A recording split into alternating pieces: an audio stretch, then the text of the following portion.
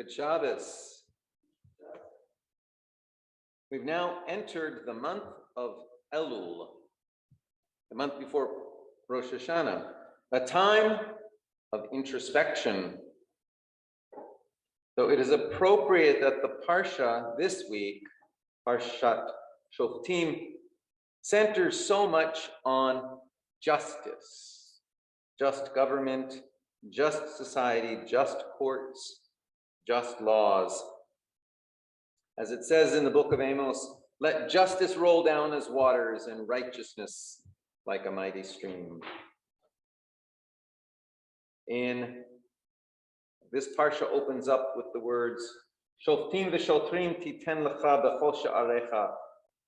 You shall appoint magistrates and officials for your tribes in all your gates that the Lord your God is giving you, and they shall govern the people with due justice. You shall not judge unfairly. You shall show no partiality. You shall not take bribes, for bribes blind the eyes of the discerning and upset the plea of the just. Tzedek, tzedek tirdof. Justice, justice you shall pursue, that you may thrive and occupy the land that the Lord your God is giving you. We note that in Pirkei Avot, a section of the Mishnah, we read, Rabban Shimon ben Gamliel Omer, al shlosha devarim ha'olam omed. Rabban Shimon ben Gamliel used to say, on three things does the world stand: on justice, on truth, and on peace. As it is said in the book of Zechariah, judgment of truth and peace shall be in your gates. There's a teaching based on the repetition of the word tzedek, justice, which connects this concept of justice and peace. The verse repeats the word justice. Tzedek, tzedek, tirdof. Justice, justice, you shall pursue. And the implication that the rabbis see in this is that the potential for compromise between disputing parties is an essential aspect of the application for justice. The word justice is said twice because once it is for the outcome, and once it is said for the process of coming to justice in a way that leads to peace. In a work on Jewish law by the former Israeli Supreme Court Justice Menachem Elon, he writes that one tradition tells us the temple itself was destroyed because when disputes arose, the plaintiffs insisted on the strict law of the Torah. That is, they refused to waive their legal rights in the interests of peace when compromise was the only way to achieve peace.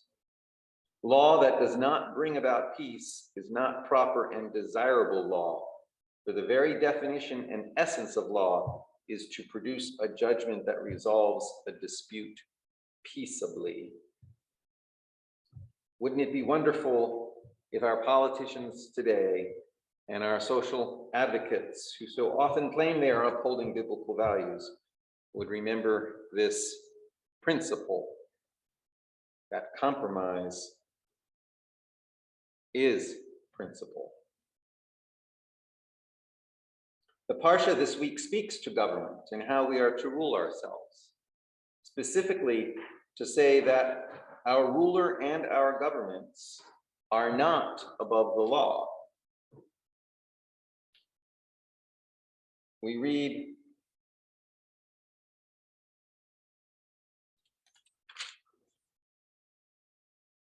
if after you have entered the land that the Lord your God has given you and occupied it and settled in it, if you decide, I will set a king over me, as do all the nations about me, you shall be free to set a king over yourself, one chosen by the Lord your God. Be sure to set as a king over yourself one of your own people. You must not set a foreigner over you, one who is not your kinsman. Moreover, he shall not keep many horses, horses being aspects, tools of warfare. He shall not keep many horses, or send people back to Egypt, or add to his horses. Since the Lord has warned you, you must not go back that way again. And he shall not have many wives, lest his heart go astray, nor shall he amass silver and gold to excess. And when he is seated on his royal throne, he shall have a copy of this Torah written for him on a scroll by the priests. Let it remain with him, and let him read it all his life, so that he may learn to revere the Lord his God, to observe faithfully every word of this teaching, as well as these laws. Thus he will not act with arrogance towards his fellows, or deviate from the mitzvah to the right or to the left, to the end that he and his descendants may reign long in the midst of Israel. Again, wouldn't it be wonderful if our politicians today and our social advocates who so often claim they are upholding biblical values would remember that no one, no leader is above the law. Justice is also expressed in the way a person does business. I remember one incident years ago when my mother mentioned to me about buying a book at Goodman's Hebrew bookstore. Now, she had purchased a book, and later the storekeeper had returned money, had reduced the price and returned money to her.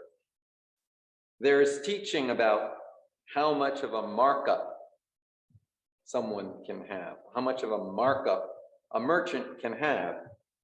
And evidently this merchant of Jewish books realized that the book had cost him less than he had calculated. So he passed this on to his customer.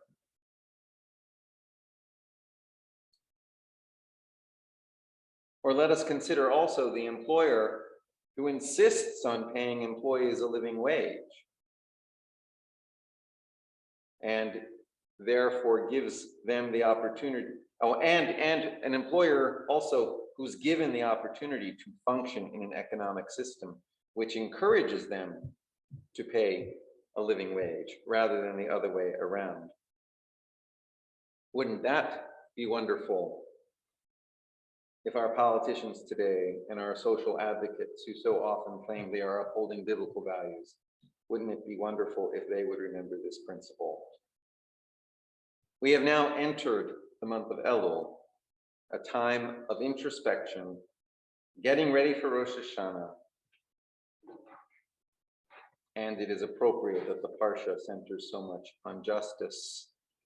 The Machzor quotes a verse. The Machzor, the prayer book for Rosh Hashanah and Yom Kippur, quotes a verse from Isaiah 5:16, which is Vayigba Adonai tzvaot b'mishpat v'ha'el hakadosh mikdash b'tzedakah. The Eternal of Hosts is exalted through the rule of law, and the Holy God is made holy through justice. God's self is sanctified in justice and righteousness. This verse forms the conclusion of the Uvachain paragraphs added to the end of the Kedusha. As many of you know, our prayers on Rosh Hashanah and Yom Kippur are much longer than the rest of the year. One of the sections added to the Amidah, each time we recite it on Rosh Hashanah and Yom Kippur, is referred to as the Uvachain paragraphs. So called because each of the three paragraphs begins with the word Uvachain, which means and therefore. The three paragraphs are added to the end of the Kedusha prayer. Kedusha, one of the most sacred moments in the service, where we declare that God is holy and we are joining together in the realms below in praise of God's holiness, just as holy beings on high are gathering together to utter the same praise. So we are joining in with the entire universe in a choir of praise. It's a mystical principle, as below, so above, as above, so below.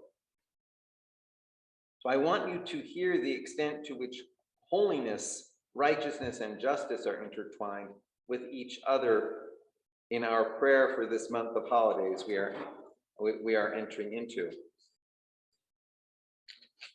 So I want to recite these Ulachain paragraphs as I move towards concluding my comments. This is the part where we begin with Kadosh, Kadosh, Kadosh. Holy, holy, holy, the Lord of hosts. The whole earth is full of your glory. Or alternatively, the fullness of all the earth is your glory. And at the end of this section, we declare, for you are a great and holy God. Therefore, Holy One, let all of you infuse the whole of your creation, and let knowledge of your presence dwell in all your creatures. Let every being worship you, and each created life pay homage to your rule. Let all of them as one enact your bidding with a whole and peaceful heart.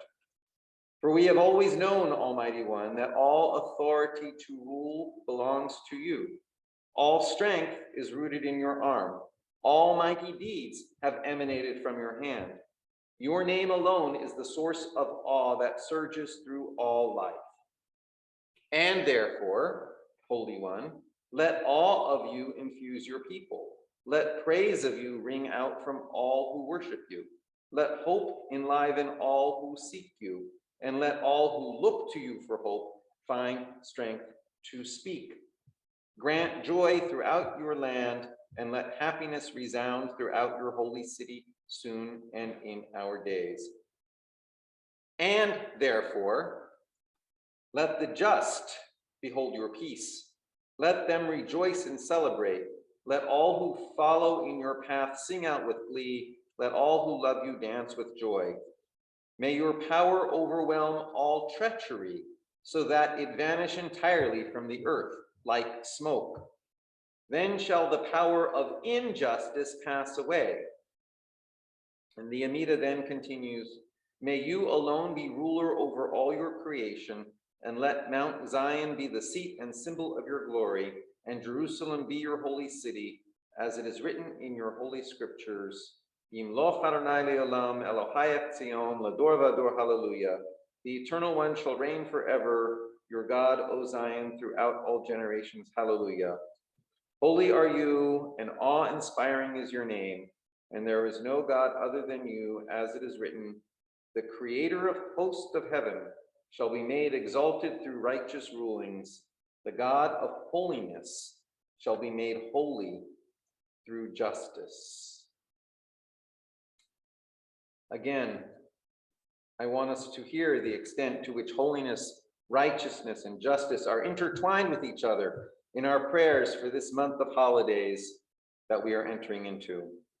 One of the most important teachings of our tradition is that the God of the universe, the God of grandeur, the God of transcendence and ritualized holiness, meant to be so awe-inspiring and impressive, cares about justice and injustice in the world, among people, among us.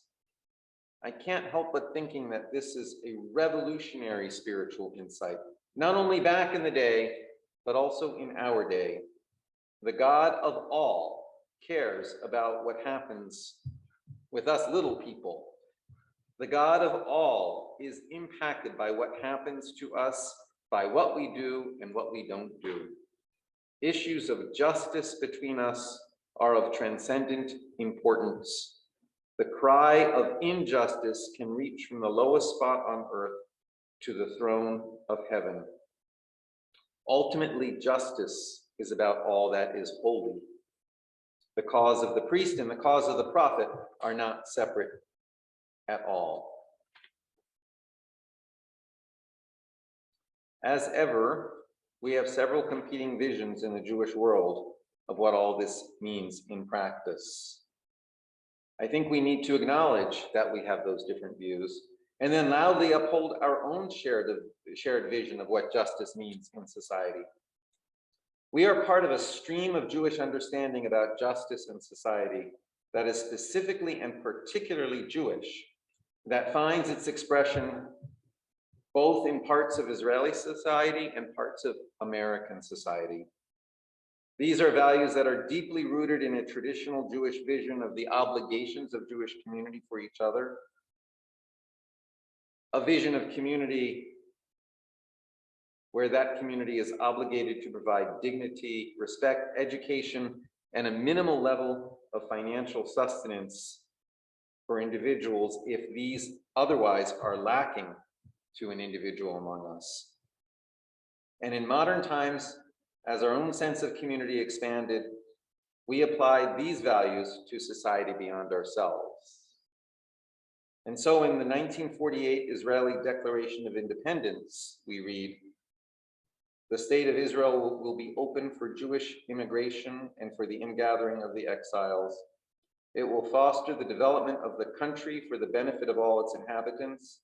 It will be based on freedom, justice, and peace, as envisioned by the prophets of Israel. It will ensure complete equality of social and political rights to all its inhabitants, irrespective of religion, race, or sex. It will guarantee freedom of religion, conscience, language, education, and culture. It will safeguard the holy places of all religions, and it will be faithful to the principles of the Charter of the United Nations." And in America, the Jewish poet Emma Lazarus penned an extremely Jewish view of America that we ought to more loudly embrace because so many do not. And I believe this is a particularly Jewish view of America that we ought to be proud of and insist that others uphold. I'd like to see more churches uphold it, as in this age of increased Christian nationalism, it seems that many churches are moving in an opposite direction. The poem is inscribed on the pedestal of the Statue of Liberty. "Not like the brazen giant of Greek fame, with conquering limbs astride from land to land. Here at our sea-washed sunset gates shall stand a mighty woman with a torch, whose flame is the imprisoned lightning, and her name, Mother of Exiles. From her beacon hand glows worldwide welcome. Her mild eyes command the air-bridged harbor that twin cities frame. Keep, ancient lands, your storied pomp," cries she, with silent lips. "Give me your tired, your poor, your huddled masses, yearning to breathe free, the wretched refuse of your teeming shore. Send these, the homeless, tempest-tossed, to me. I lift my lamp beside the golden door." As I said, it is true that not all in Israel and not all in America uphold these visions, even among Jews. There are Jews who will say that we have adopted outright a liberal agenda and called it Jewish, but I don't think so. I think that that liberal agenda is very Jewish. This only makes it more important for us to actively and loudly uphold these values as sacred values, aspects of holiness, especially as we enter into this new year. Shabbat, Shalom, and Shana Tova.